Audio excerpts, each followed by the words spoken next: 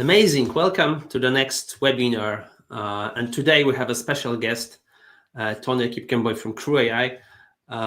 We'll be discussing how to build Agentic RAG with CrewAI and Qdrant. Tony, I'm really happy to have you here with us today. That's a great pleasure. And obviously, CrewAI is one of the hottest agentic frameworks. So hopefully our viewers will be able to learn a lot from you. If you'd like to introduce yourself, the stage is yours. Yeah, awesome. Thank you. Definitely. Thank you for having me here. Really good to be able to come and talk about AI agents. I know it's the biggest thing in 2025. So we'll keep it going. A little bit about me. I am a developer advocate at CrewAI. If you're not familiar with CrewAI, I'll go into it a little bit in a few minutes here. But I work at CrewAI currently, and I lead developer advocacy there. So anything to do with developers, I'm like the go-to person at CrewAI. Perfect. Awesome. Well, definitely, we are definitely looking forward to your questions. If you happen to have any during today's webinar, please feel free to ask them. We already see many of you just greeting each other. Hi, everyone. And I think it would be awesome if you could start with some sort of introduction to CrewAI. I'm not sure if everyone in the audience today knows the details about CrewAI, and I have to say, I had a real pleasure working with the framework because I created a small demo that we would like to showcase today. But I think it would be good to just give people some more background information of what are the basic structures in CrewAI and how you should build an application using your framework. Tony, would you be able to do a small introduction to us? Absolutely. I've been waiting for this my whole life. No, but yeah. So I'm gonna go do like a really high level overview of what CrewAI is. So to just kind of catch you up to speed. So if you're not familiar with CrewAI, this will give you like a surface level understanding of what CrewAI is. And I think I'll focus a little bit more on memory because we're all talking about RAG today. So memory is very important and it's very related to RAG. So that's what I'll touch on a little bit here. So let's just dive straight into it, right? So introduction to CrewAI. So what is CrewAI, right? If you have never heard about CrewAI, it's an AI agent orchestration framework that allows you to build AI agents on top of. So you've probably heard of like AI agents for, I don't know, coding AI agents for farming, AI agent for, you name it, Web3. There's just vertical, right? So those are like vertical agents. So those are agents that do a specific thing for a specific industry. But with CrewAI, think of it as a horizontal platform, which you can build anything on top of it. So it's like a house foundation, right? There's different type of houses. There's 1-story house, 2-story houses, 50-story houses. So we provide that for you, so you can build anything on top of us, essentially. And let's go to the next slide here. There's also like another important aspect, and this is what this slide covers. So if you think about AI agents, and if you're not familiar with AI agents as well, with CrewAI specifically, and I'll touch a little bit about what AI agents are and how I like to think about them. So within CrewAI, we have different, and then on the side here, you can see with the blue things there, those are like primitives that I like to call them primitives. So these are the things that make up an agent in a sense. And what an agent is I like to think of it as an employee. All of you probably watching this are either employees at a certain company, right? For example, or you own a company, so which you have employees. So you understand the concept of an employee. So I like to think of AI agents as humans, just regular employees. So if you think about the human themselves, that's the agent within an organization. Let's say an engineering department. You have different people within the engineering department. You have data scientists, data engineers, data analysts. There's just so many people in there. So each of those individual people are agents. That's how I like to think about them. And each of them has a specific job description, right? So when you get a job, your job description, you have things that are expected of you. So the job description, think of that as a task that they're just supposed to do. And so that's what you need to do. That's expected of you. And at the end of the day, what you end up doing. And then you have tools as well. So tools, think of it as things that you need to use to get the job done. So laptop, internet access, name it. There's just so many things within an organization that you need to do your job well. So those are tools. And this is what agents will use as well. So if you see on this circle, you have like 4 agents in there. One of them is doing research. One of them is doing analysis. One of them is summarizing the analysis. And then another one is generating a final report. That could be an entire marketing department right there. So, and the stuff on the side, you have caching, you have memory, you have training, you have guardrails, tools, cooperation, role playing. So those are what make up and kind of constitute what an agent is at the end of the day. So if we look at this, which is more like the anatomy of a crew in CrewAI, so you can already infer crew AI, there's a crew, and then there's an AI portion. So a crew, what kind of makes up a crew is what I just described before, but this will kind of solidify a little bit more. So when I ask, hey, who's your crew? Who do you roll with, for example, right? So that's the people, your friends, or a clique of people that you roll with. So same thing here with the crew. If you have so many agents that do specific things and you put them together, they form a crew. So for example, the one we saw, the researcher all the way to the reporter, that's an entire crew by itself. So all of them have specific AI agents that do specific things, and they have tools, they have tasks that they need to accomplish. And then there's a process of how they do this job. So it could be sequential, which means, and this is the next slide here. So you have sequential, which is one agent finishes a task, passes the next agent all the way to the final reporter that kind of generates the final report.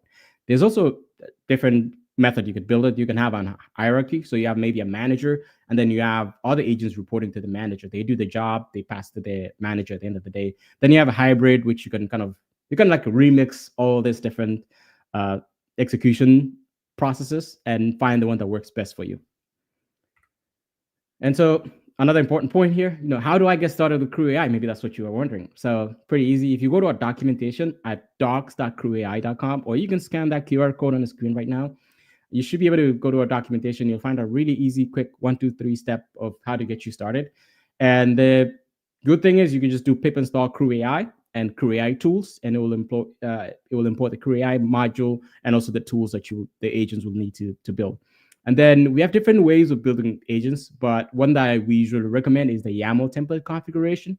So the important thing about this that I'd like to emphasize, it allows different people within the organization to build this crew. So with the YAML format, allows, it's very readable English. So anybody that's not even a programmer can read and actually adjust the prompts there. So that kind of stores all the prompts, and then the code is separate, and then you just call it from the configuration. So to build it, you just say CrewAI create crew, and then the name of the crew that you want to build, maybe marketing crew. And it will create like a scaffolding of it. That's kind of like a template for you that you can edit and make it personalized to you. And now let's get to the memory. So this is another cool aspect that I mentioned that I was going to talk about. So we have about 5 different types of memory in CrewAI. And I added there a snippet that says, without memories, we are nothing. That's also true for agents. So think of it as, if you didn't have memory, or if we didn't have memory, what would our lives look like? It would just be terrible, right? What I just said right now, I probably could repeat it again because I didn't know I just said it. So, and you wouldn't even remember your childhood. So that's just really terrible. You're just an empty vessel without memory. So same thing with agents in a sense. So if they don't have memory, then you'll have to go through the entire process each time. And as we know, tokens are gold right now. So if there's no memory, then you just have to use a lot of tokens, and that's just going to end up costing you. So memory is very important. And so we have these different types of memory. So we have short-term memory. And if you compare it to the humans, we have short-term memory. Right now, what I just said since we started, you've probably stored most of that in short-term memory. Some of it will probably end up in the long-term memory, but most of it is going to be in the short-term memory. And for that, we use RAG as well for retrieval, and for the agent specifically for that. And then long-term memory is things that are, going to persist for a while. So for example, for humans, it would be like your childhood. You have long-term memories. Those are not going to change. They're just going to be there, of course, unless something happens to you. And then we have entity memory, which captures the organ. It's more of like a concepts together. So we have different entities that connects to different entities. It could be like a network of people and trying to connect which different people are aligned with what. And that's another aspect of memory that CrewAI uses as well. So it could be people, places, and how they connect together. And it stores that, and you can use that as well to help you answer your questions or help you solve your entire workflow of agentic process. And then we have contextual memory. So this is more like a combination of short-term, long-term, and entity memory. And the good thing about this contextual memory is essentially, instead of cramming all the memories together into like a single window, then it just takes that contextual memory, which is more of like a summary of all of them, and uses it to update the agent with the new task that you just gave it. And then finally, we have user memory. And this is more of like your preferences. So maybe you like flying first class. You want to tell that agent, hey, maybe that's your travel concierge agent that books your travel. And if you give them your preferences, hey, I like flying first class, I like eating at 5-star restaurants, all that, right? It will remember that. So anytime you tell it, hey, I want to travel to, I don't know, Madrid or Germany, it will kind of consider that to begin with and make sure that it adheres to that user preferences that you already gave it to. And just to gloss over, we also have an enterprise platform. So if you want to try it today, you go to app.crewai.com, and it's pretty self-service from there. And finally, very importantly, we have a way to support our community. So if you want to join us, go to our community.crewai.com, and that's where you'll find people asking a lot of questions. So troubleshooting problems together. I'm always the answering questions as well. So if you have any issues when you're building your agents, go there, ask a question, or go through. Probably somebody who's already running into the same problem, they found a solution to it. So good place to start. And also follow us on Twitter and X as well. And that wraps up my quick intro to CrewAI. Thank you. Amazing. Amazing introduction, Tony. Thanks for that. You actually already have a lot of questions. So if you would like to answer them right now, we can also do it before switching to the demo.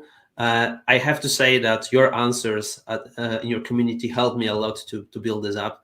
So yeah, Tony is a single person crew doing a lot of stuff at the company. I have to say that. If you would like to go through the questions, that's the right time to do it, I guess. Yes, cool. Let me show here. So Dimitri would be curious to learn how CrewAI is different from other popular frameworks such as LangChain and Llama Index. Thank you. So yeah, very good question. I get that question quite a lot. And so I think for us, CrewAI, of course, you've probably seen how we kind of structure our AI agents, and we have flows. If you look at LangChain, for example, they have a different kind of way of handling that. They use DAGs and they use graphs and nodes to kind of have all these agents work and get to the final product. So it's just a different flavor of different understanding. So I think one thing that I see a lot and I hear a lot from folks is there's a bit of a learning curve, especially in LangChain. If you're not familiar with like graphs, for example, it could be a little challenging for you to grasp the task. One thing that really makes CrewAI stand out is the ease of going from 0 to 1. So it's really direct and very easy to understand and build something real quickly. And because our platform is more Pythonic in a sense. So by Pythonic, I mean, it's very Python based in a sense. So if you look at how Python code is usually written in a sense, how it flows. So we have all the modularity in it. So example, for like the YAML files, we've separated that aside. All the components are like modularized. So you can understand, okay, this does this specific thing. This does this specific things. Not to say the other ones are, eventually if you put in time, you'll definitely understand and figure out how it works. But I think the biggest advice I could give you is go give it a try. You will figure out which one you like best and you will stick to that one. So that's always my biggest advice. I don't want to shoo you in, but I'd say CrewAI is easy for you to get started if you want to start there. And then let's see. And then I need to create a conversational agent to serve the public, and it needs to have knowledge base with over 140 articles, medical, any tips.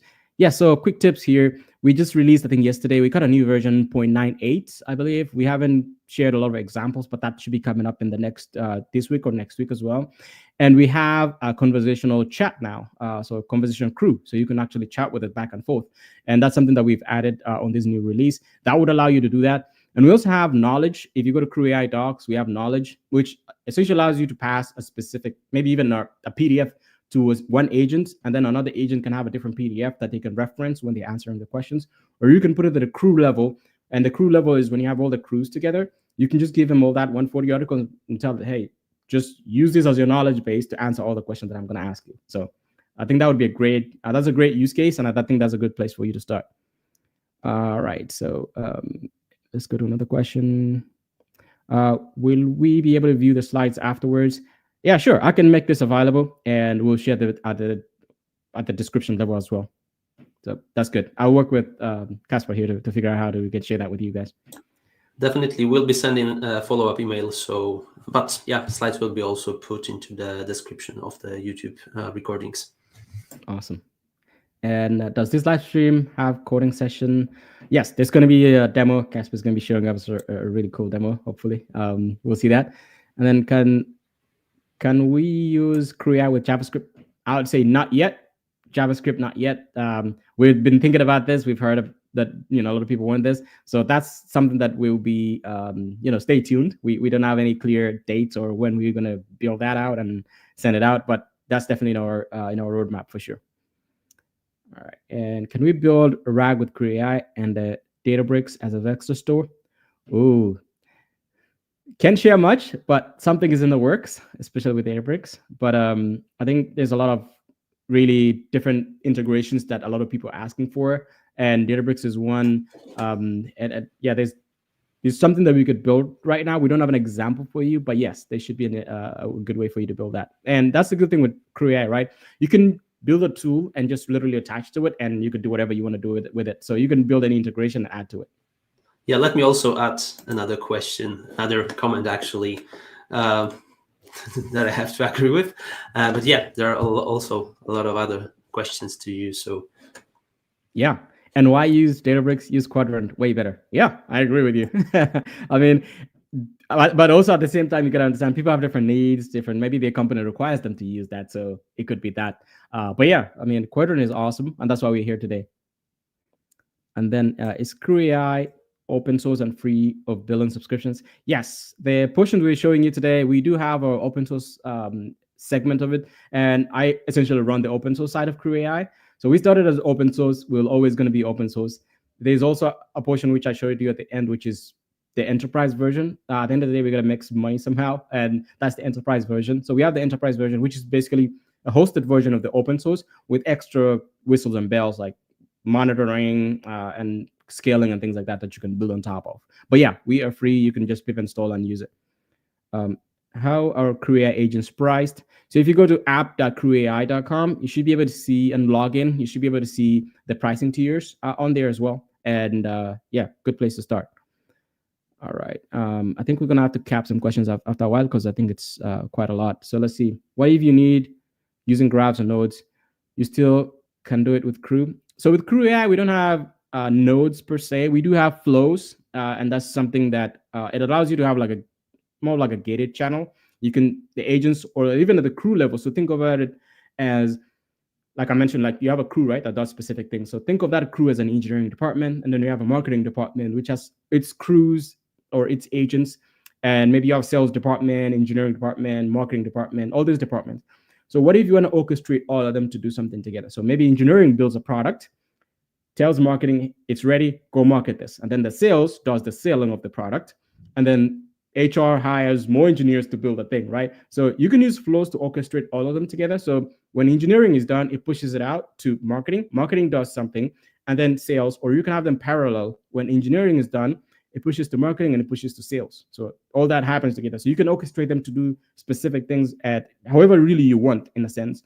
And that's the beauty of flows. You can stack agents on crews on top of crews. So you can build an entire organization with it, like a whole tree structure, and just have flows orchestrate the entire play of how you want them to operate together.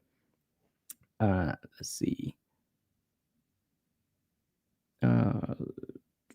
Maybe I'll take one last one, and then we can have more time for the demo.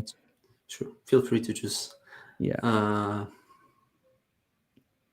In future, will CrewAI have UI like Langflow to manage different agents? So yeah, and this is something that I'm also working on. So you can build any UI really. We do have on the enterprise platform, we have a UI, and we have a no code almost at this point where you can actually just prompt like ChatGPT and it will build a crew for you. And you can either download it and modify a little bit, or just deploy directly and use it, and it will be running on our platform. So we do have a UI that you can actually build, and it creates like those really cool UI visualization that you can drag and drop different sections. And it's really cool on the enterprise platform. So I would say that's a good place for you to explore there for those. And I know there's a lot of questions. I'm probably going to just answer some of them afterwards. Just being respectful of time, I'm going to pass it to Casper. Thank you. Obviously, if there is enough time at the very end of this session, we can also answer some more questions. So feel free to ask any questions that come to your mind. And yeah, right now I would like to switch to the demo. And first of all, I would like to introduce the basic idea of what we are going to build today. And first of all, everything starts with Obsidian. I'm not sure how many of you are familiar with this particular tool, but This is just a notes management tool, really powerful. I mean, the basic version is just managing your notes, but there are many plugins available that actually make it really powerful.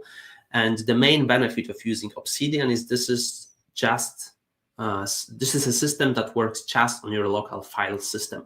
You can obviously sync the notes between different devices, so you can just build this knowledge base or your notes on your laptop, on your mobile, no matter where you are.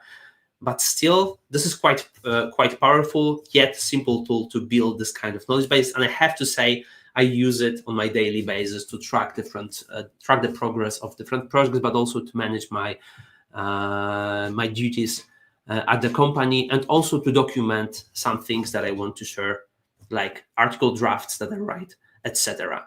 And I know Obsidian is really popular, and if you use Notion, actually we could possibly reproduce the same behavior we are going to build today using Notion or any different tools.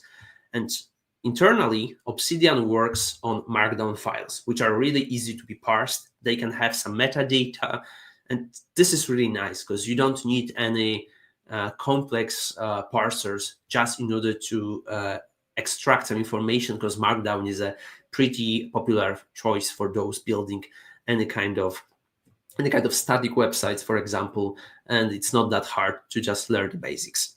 So I actually thought it would be awesome to have a system that would be taking my Obsidian notes and making them accessible in my Gmail inbox.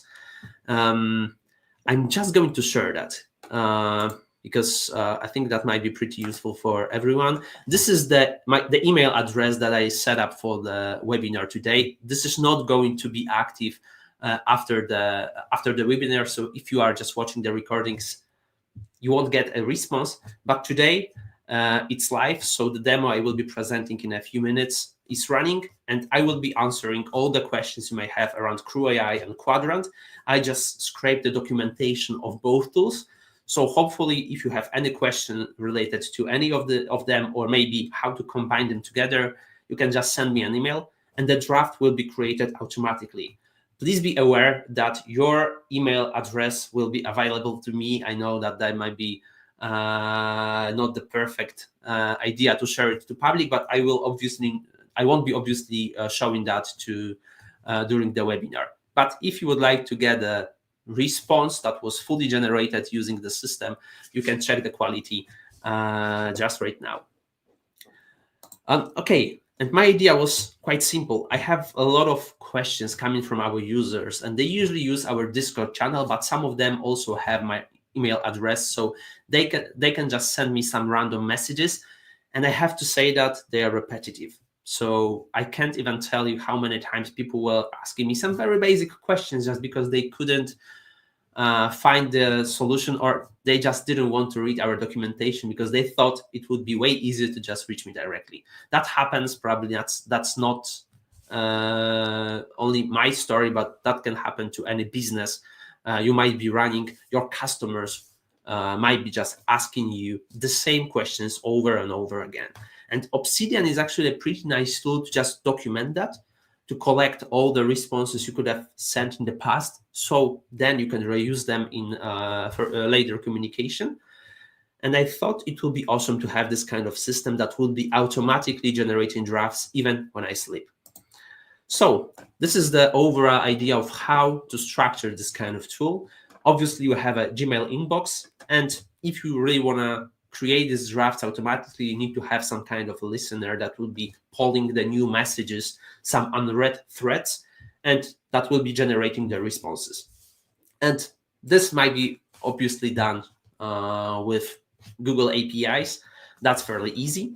But then the all magic starts to happen, because every single message that you receive may require or may not require your response. Let's say you subscribe to multiple newsletters. Obviously, you don't want to even create a draft of the response because you are not responding to newsletter.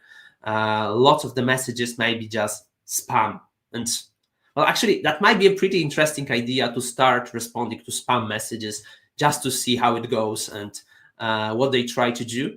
And LLMs are actually pretty useful for that. Like if you have some spare tokens, then definitely you could try it just to make sure they don't they waste enough time just not to scam some other people. But in my case, I won't be answering to spam. The only category of emails that I want to respond to are actually some questions being sent to me by our users. So definitely LLMs are powerful to determine what is the category of a particular message, just to decide whether I should respond to it or not. And then once I have this idea, or once I have a clue on what this particular message, what is the category this particular message should belong to, I can start to draft a response. Well, I could possibly automate sending those emails. That's fairly easy with Google API. However, I think that it would be really lack of respect to all the people trying to reach me. However, if I have a draft, I can easily work on it, rephrase some things, remove parts which are not really relevant. So there is some sort of human in the loop involved in that, because I feel that that's how things should be implemented right now. Of course, you can automate multiple things, but having I don't want to be responsible for all the actions that might be performed by an agent, because LLMs still have many problems. They tend to make things up, and obviously neither me nor my company wants to be responsible for this kind of communication. And on the other hand, we have this Obsidian Vault, which is actually a directory on my local file system. There is another listener listening to all the changes happening in that directory. So whenever you create a new file, modify an existing one, or delete some files, because let's say you don't want to include that knowledge, or maybe it's just outdated, I will be just notified about that event and I can react to it. So for example, if you deleted the file, I can easily remove all the vectors, all the facts from my knowledge base, because they are no longer valid. And once I receive information that there is a new file created in a directory, or an existing file was modified, another crew created in CrewAI will make sure to bring that knowledge into Qdrant knowledge base, because that's the point in which both crews communicate with each other. The one on the right hand side prepare all the data, so it might be used by the one on the left hand side. That's how the overall stack or overall flow of the processes looks like. And one thing that I tried to use in that process was to use something that was introduced by Anthropic, which is contextual retrieval pre-processing. So instead of just chunking my data into fixed length chunks, I decided, first of all, to let the LLM to extract some meaningful pieces of information out of it. So if your documents have a lot of context switching, maybe you have some dialogues, then this naive way of chunking would definitely cut them somewhere in between. With that approach, LLM can actually analyze the whole text and divide it into multiple facts that I can store in my vector database. However, I decided to use this approach for a reason, because every single chunk has a specific role in the context of the whole document. So this is also what Anthropic used their Claude model for. And I also wanted to reproduce the same behavior here. So that's why this diagram presents two separate agents acting as a single crew. So first of all, we'll be extracting these chunks, taking care of the semantics of the document, and then we'll be additionally adding some context to every single chunk. So we know that's the role of this particular part of the whole document in a broader context. So this is the diagram that I took from the really great article by Anthropic. And as a result, I would like to have a mechanism that allows me to draft this kind of messages. So let's say I got an email. In what scenarios would you use CrewAI to build agentic applications? And then, based on some knowledge that I already gathered in my Qdrant knowledge base, it can create this kind of draft. I can obviously change a lot here before sending that, but that's already of a great help because I can easily create a final message without having a look at my notes. Obviously, you never remember all the facts, and you need to have a look at some notes to help your users. That's what actually happens within our company. However, if I ask it how to make a fruit salad, I don't really want the LLM to respond to this kind of message. However, I would like to have this information that it analyzed the whole thread, and it just didn't want to create a response because that's not really related to what I do. So that's what I would like to implement. And let me just dive right into the code because I think that might be of the most value. And let me also share the email address so you can send some messages during the webinar. So if you do not receive my response while we still talk, I will just send it just after the webinar. Obviously, just need some time to review. I don't want to send you some promise that won't be held. Okay, so let me just switch to my inbox first. So I have 3 drafts created, so you can have a clue of how these things are going to work. So first of all, I have a very basic question: what are the basic concepts of CrewAI? And because I scraped the website, I can easily ask this kind of questions. And then my crew was able to draft this kind of response. And one thing that I forgot to mention is that it is always asked to provide the sources. So whenever you create a draft of a response, you will also have some useful links that were fetched from the knowledge base, so you can have a clue of what's happening inside. So this kind of references are always great to have. And on the other hand, if you would like to run Qdrant on premise, you would be probably looking for an instruction of how to use Docker for that, because that's the preferred way of doing that. And because it has access to our documentation, it can provide you with this useful Docker run command. It can even map directories so your data won't be gone when you just delete the container. It will be kept there. So in case of any restart or updating the version, your data will be still available. It can also provide you some useful links. Again, we have some resources provided, so you always know what kind of information was used to provide you that. And the last, we have already some messages. I won't be showing your email addresses, that's for sure. So definitely, I won't be showing your questions today. I'm not sure if I can legally do which. So please let me just answer these questions after the webinar, because I don't want to make your email address public. And since we are streaming to YouTube, anyone could use it. So the last question that I asked just an hour ago was how to integrate Qdrant with CrewAI, because that might be something you would be looking for if you are listening to our webinar. And it does not provide you like an exact answer. Like it says that you can use Qdrant client for that, how you can use Qdrant in local mode. However, it mentions that there is no out-of-the-box agent integration mentioned in the documentation. That's right, because we are not integrated. Like both systems may work together, and I want to prove that today. However, they're not officially integrated, and it's something that you have to implement on your own.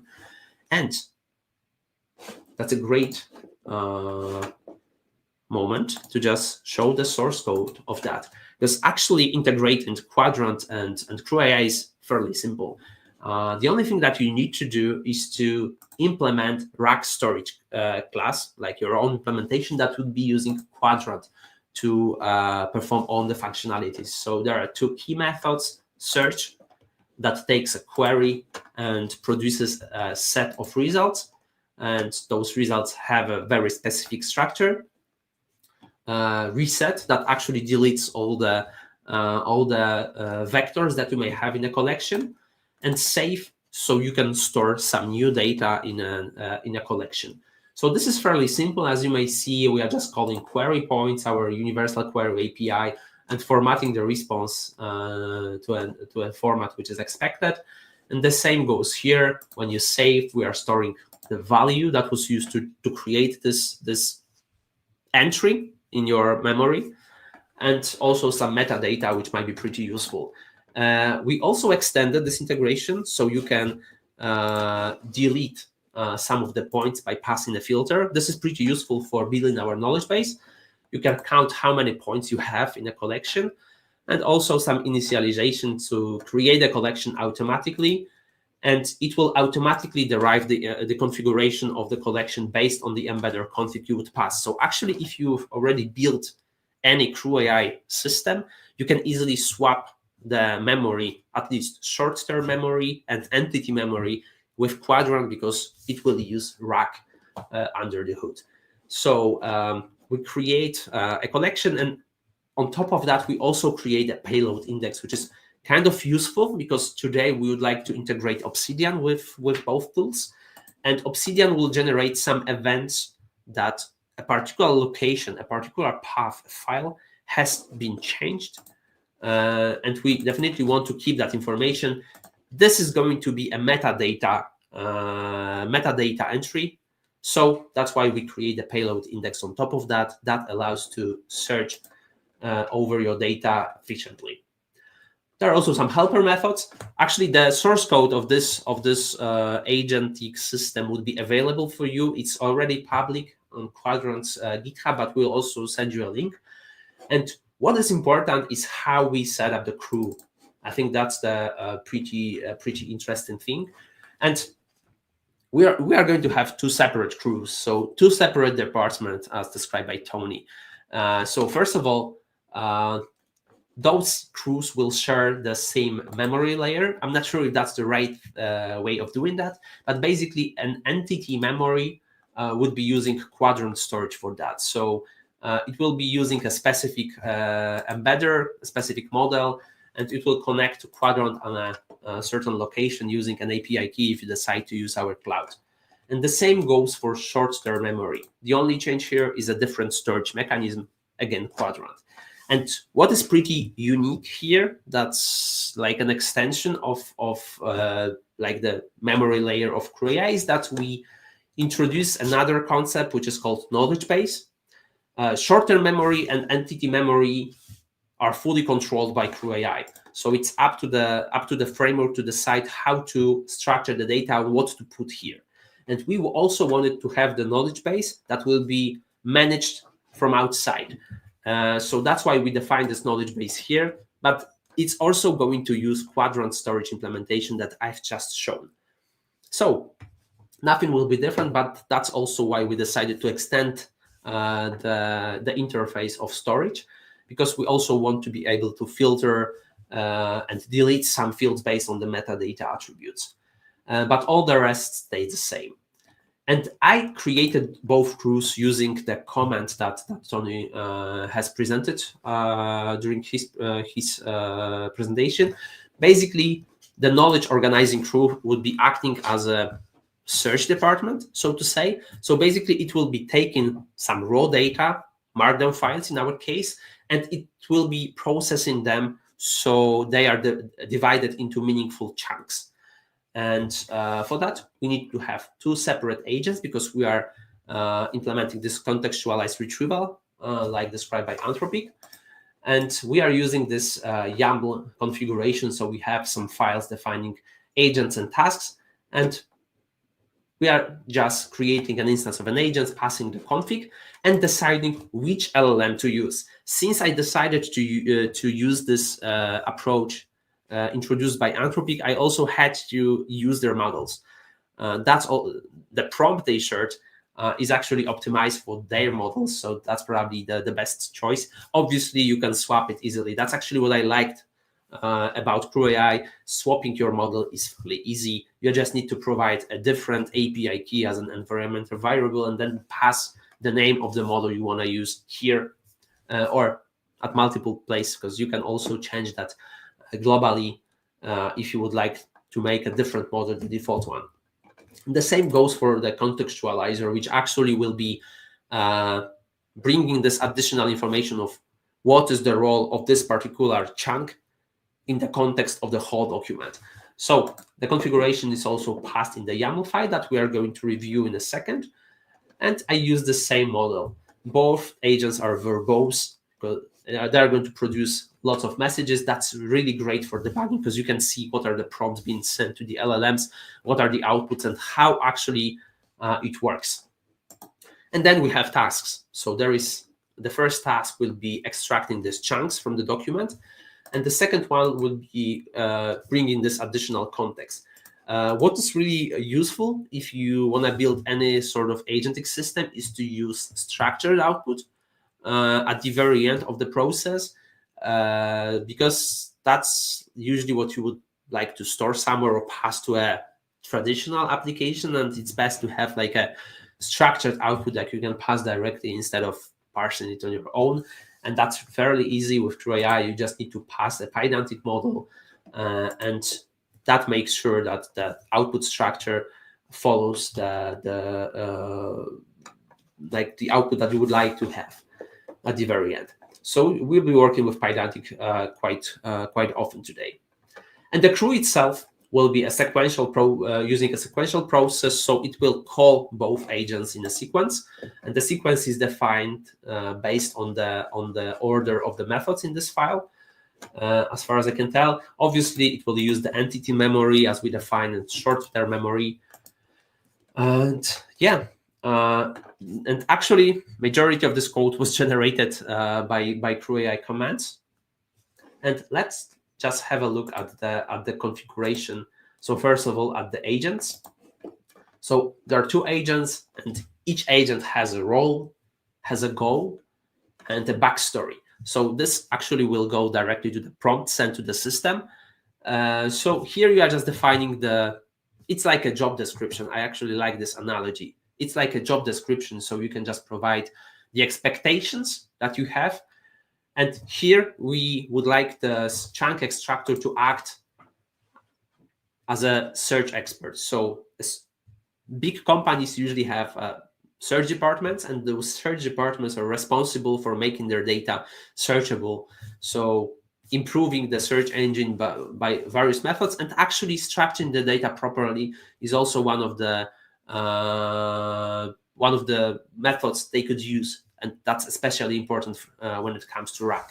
So we expect it to take a Markdown file and produce a list of meaningful chunks. We allow the model to combine different parts of the documents if they have similar semantics.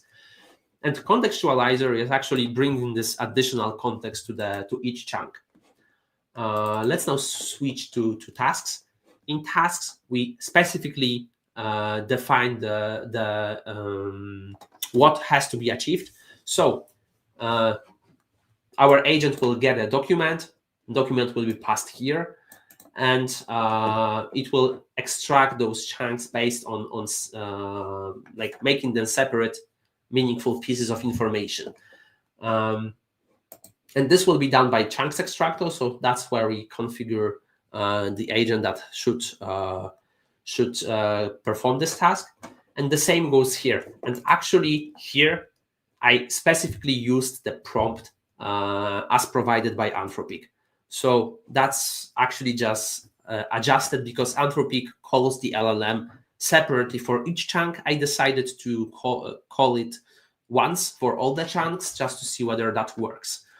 And I think it would be pretty useful to have a look at, well, we have lots of questions, at Qdrant's UI. So let me just refresh it. We have our entity memory. short-term memory, which are both managed by CrewAI, but they also have knowledge base. And this knowledge base is managed by our knowledge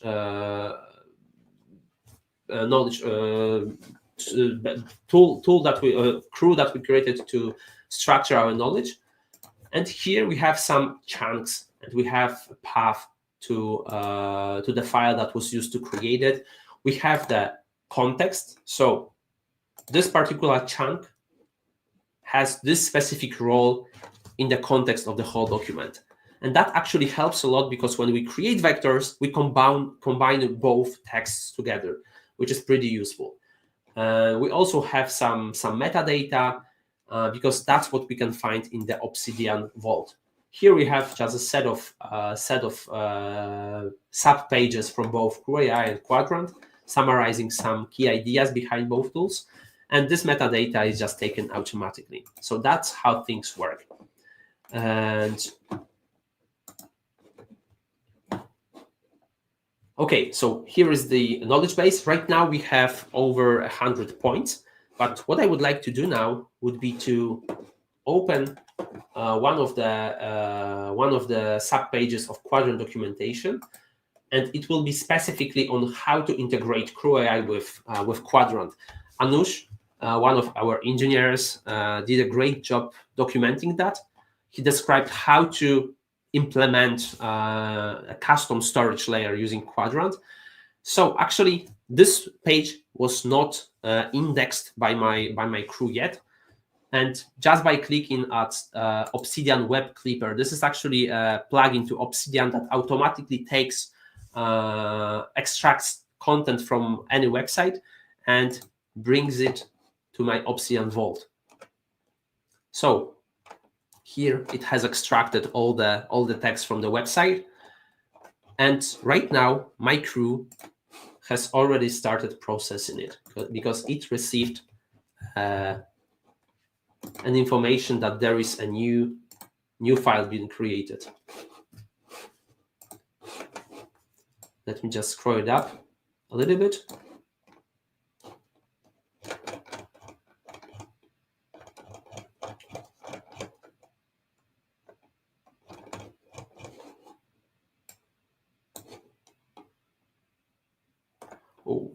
We had an error with the LLM. That happens quite sometime, unfortunately. However, maybe I just have some issues with my API key. Maybe just exceeded the some rate limits. However, you can easily bring some new data. Let's say you read a lot of websites every single day, and you would like to collect this information for the further preference. Let's say you don't have time right now to read a specific article. You can just do it in the future. So that's what you can easily do with Obsidian Web Clipper, and that will also make these articles automatically available for your crew. And the second crew that we have is the one that is creating this automatically created drafts, which is defined in a very similar way. So we have the first agent that does the categorization, and this one uses Gemini. I actually tried to do everything using Gemini at the very beginning. However, I really struggled with producing drafts of a good quality. So to say, probably that's more related to lack of knowledge of Gemini from my end than to anything else. However, I decided to switch to Claude because that's my daily driver, so to say. That's what I usually use. And you can actually experiment. If you would like to use a different model for all the agents, you just need to change the LLM, and that's basically it. And the main difference here is that the response writer is not only asked to use the LLM, but it also uses Qdrant search tool. That's another part integrated for the purposes of this webinar. It's fairly simple because it takes the storage layer, our knowledge base, and then when we run it, it runs the search method on the storage layer. So it's quite well integrated here, I would say. And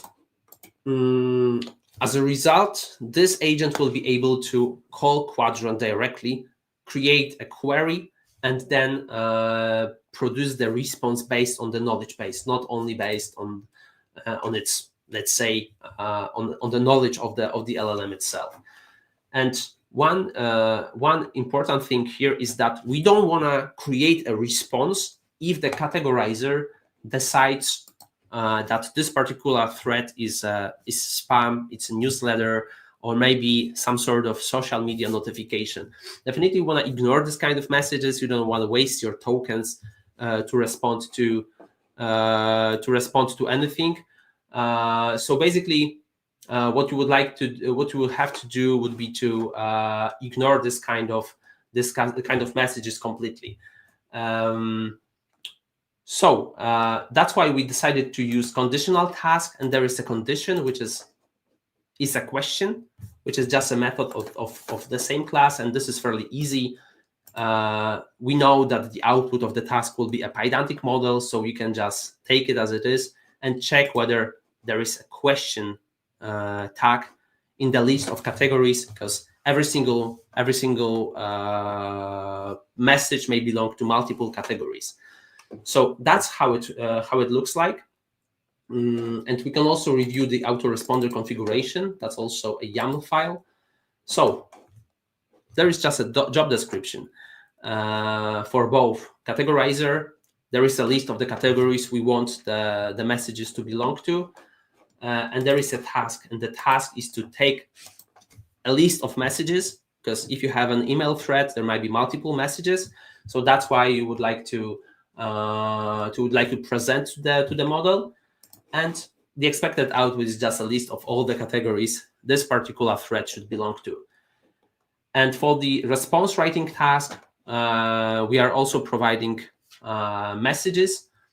And the expected output is actually HTML, very simple HTML that we can pass directly as a response. What we also do here is that we allow the model not to provide a response and answer. I cannot provide a response if there is not enough context, or if our knowledge base didn't contain the information that is required to answer it. Okay, I see we have lots of questions. So let me just try to answer some of them right now, and then we'll just review how the implementation looks like. So yeah, Jenny has a really cool idea of spamming the spammer. Yeah, that's what might be actually achieved quite easily with that setup. I definitely need to experiment with it a little bit. Are the categories fixed? Yeah, they are fixed for the time being. But you can easily extend them. Like, it's not a big deal to extend the list of categories, because you can just pass another list if you prefer. That's pretty easy. It's all in a YAML file. So yeah, you can also pass the list to someone who is not technical at all, and everything should be quite working quite well as well. So that's right. Yeah, there is a finite number. That's a follow-up question to that. There is a finite number of categories, just 4, but that's easily that might be easily extended. Is contextual retrieval processing different from MCP? Yeah, it's like those are completely separate ideas. MCP is just to bring some different tools to Claude desktop, so they are different. The code will be available. But this is already answered. Okay. There is a question about how CrewAI handles prompt management, and that's probably a question for more for Tony, but that's something that you would need to verify. However, there is another question of what is the added value of using an agentic system for this knowledge retrieval versus a simple RAG model. Well, the main difference here is that our system can decide whether to send a message or not. And this is just a basic form of the agentic RAG. Because in a traditional simple RAG model, it would draft a message. It will take the knowledge out of your knowledge base, even though the message won't be sent because you are just answering to a newsletter or a spam message. So that's not something you would like to have in a system. And definitely agentic crack might be more complex because it may phrase your query differently. But that's actually something that already happens when you use CrewAI. I would definitely love to see the logs of our application because that might be really great and will give you some context. So this is how it calls the search tool. So it doesn't necessarily take your whole message and bring it to the Qdrant search, but it can rephrase it and perform some sort of query expansion, or actually rephrasing the query, so it can derive the information based on it. So this is really useful to have this kind of logs here, and this is also how the categorization looks like. So this is it when it comes to everything which is related to CrewAI. Actually, that was fairly simple because we just used some of the existing blocks here, except for the Qdrant integration. However, if you are also interested in how this system is implemented, this is how it looks like. There is just a simple main file that runs two separate threads. There is a file system listener that takes a location on your hard drive and then monitors for changes. There is a separate, there is a specific handler for that, and this handler is actually monitoring all the events. And when you create a new file, it will take its content and call the crew that organizes knowledge in our knowledge base. So that's basically it. So nothing really fancy here. And there is also another listener polling the messages from a Gmail inbox. And the source code of this demo would be just available for you. There is a repository. However, I would like to have a look at one of the questions that we have.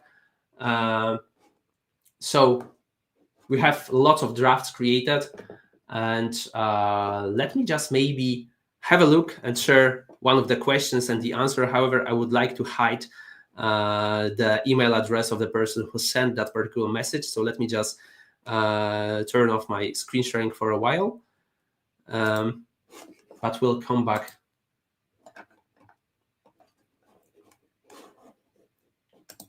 Okay, I just need to remove the email address. However,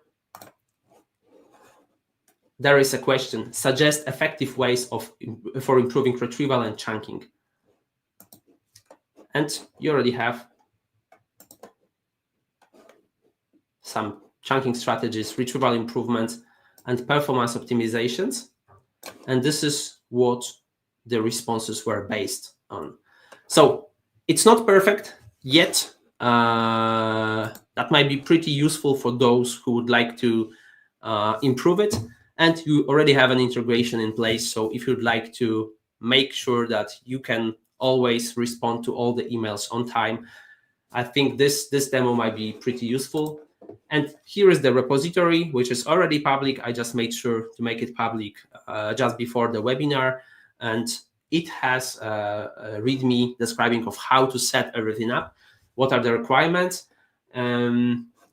There are just environmental variables to share and some configuration from Google Cloud Console. But other than that, you should be able to set up an agentic system answering or drafting the responses to the emails sent to you in no time. By default, we are using Gemini and Claude. However, you can also experiment with different models. Maybe you are a fan of some smaller models which are cheaper, or maybe you have lots of credits that you would like to use for that. And that would be actually it. If you have any question, please feel free to ask them right now, or feel free to reach Tony or me directly on LinkedIn, Twitter, wherever you can find us. That was a great pleasure to speak to you today, and also meeting Tony. That's always a pleasure. And hopefully that wasn't the last time we can have you on our webinar. Yeah, definitely. Thank you for having me. I mean, it's been great. I think definitely we probably deserve another round of this webinar to happen with more examples, and I think answering more of the questions that folks are having. If I can slide in one kind of page share that would answer a lot of questions that I've kind of been going through and seeing. We did share our insights recently, and I just want to share that with folks so they can see that. So we did release like an analysis recently, more of like insights of CrewAI, because we've had a lot of people using CrewAI, and we just want to share the insights. And I've shared the link there in the chat as well. And essentially, this is more of like an industry. What are AI agents looking like in production, especially CrewAI. And we surveyed over 4,500 professionals that are using right now at the moment. And just to highlight, what are the main horizontals that are people using CrewAI for, or AI agents? We have a lot of back office automation, coding, uh, support as well. And one thing with support as well that is very interesting is we see a lot of support being used by smaller companies compared to bigger companies, which is interesting. Software, so there's a lot of in there, and we have this use case as well in production with PwC, Price Watercoopers. If you're not familiar with them, they're a consulting company, and they jump from a 10% accuracy to 70% accuracy in code generation using AI agents, using CrewAI, which is really interesting. And you can actually watch this clip there as well. And another cool opportunity here for you all, if you're like looking for ideas to, where would you plug in AI agents within your company? You can come to this page, put in your email address there, like your company email address, because it's going to have that domain. And then, or just put your email address, whichever email address you want to receive the report to. And then you have the company domain. You can put like maybe Qdrant.com, for example. When you hit the create customized report, it's going to generate a PDF. And essentially, agents are doing this in the back end. So if you put in your email address in the company, it's going to go research your company, and then the agents are going to do some analysis and figure out what are the potential use cases on the ROI, and then it's just going to generate a PDF and send it to you in like a few minutes. So yeah, go try that. That's a really good way to kind of figure out what maybe some use cases that your company could consider. And then how do we compare? This is a question that I've seen a lot. How do we compare with other AI agent builders, of course? So if you look at this, we have done different deep dives. We have features in production, a bunch of them on there as well. And then as well, one thing that we're seeing, the teams that want to move fast. So production in 30 to 6 days, for example, we've seen a lot of that as well. So if you move fast, you kind of win fast, especially in this AI agent space. That's what we're seeing a lot. And then as well, customers using CrewAI for high precision use cases. So there's the crew that I just defined, and there's hooks and guardrails, making sure that it doesn't go off rail. Somebody was talking about that in the questions in the chat. And then, so more flows kind of give you more precise guardrails in a sense. And we also released guardrails, which essentially guides your agent so it doesn't go off the rail. You can add more logic to it and verification as well. That's another something that you should look at. We have that in our docs as well. And then if we go like a deep dive comparison with LangChain, flows are much faster compared to the traditional graph-based automation. And you can try that. We have demos here as well. You can try them there as well and do a comparison of them. And then there's the imports and checking executions comparisons. And then we have best practices for implementing multi-AI agents. So of course, pretty technical teams will move fast and build more stuff, but no code is coming eventually. And then we have a lot of companies as well that have been hiring for CrewAI experience, which I think if you go to our latest job description, if you know our docs, you'll see a lot of new companies, and I have a crew that automatically updates daily the jobs that are asking for CrewAI experience. So that's a really good place for you to look. And then we have most popular LLMs powering AI agents. So we have OpenAI, of course, all armor for open source ones. And I think feedback a little bit there for you, Casper, when you were showing that demo. One thing that maybe somebody could try is for the LLMs, before you pass in the LLM, you can turn the temperature to 0, so that way it's more grounded. And there's an LLM class that you can define on actually pricing the temperature. I think you did a really wonderful job building that. By the way, I don't think I have any extra things that I would have done differently in a sense. So I think you did a really good job building that. One thing maybe is just that play around with that temperature and see maybe if you get better answers in that sense.